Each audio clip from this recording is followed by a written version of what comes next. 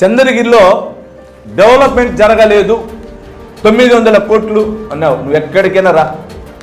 Development అంటే rural మండలంలో ఈరోజు సుమారు ఈ రూరల్ మండలంలో ఎమ్మెల్యేగా గెలిచిన 2 సంవత్సరాల్లో సుమారు 50 నుంచి 60 కోట్ల రూపాయలు పెట్టి రోడ్లు వేశారు.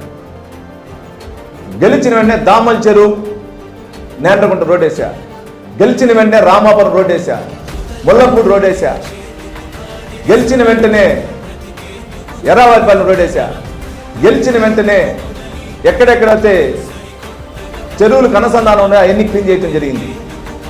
నువ్వు ఇచ్చినటువంటి మీ పేరు పెట్టి జగనన్న కాలనీ పెట్టి మురుగు అంటే నడవలేని పరిస్థితిలో ఉన్నటువంటి తొండవాడు ఎన్టీఆర్ కాలనీకి ఈరోజు సుమారు 5,000 ఇళ్ళు, దాని పక్కన ఉన్నటువంటి సిబిఎన్ కాలనీకి సుమారు ఈరోజు 60 కోట్లతో రోడ్లు వేశారు. సామాన్య ప్రజలకి అడి బొడ్డున టాపున్ సర్కిల్లో రోడ్ వేయటం జరిగింది.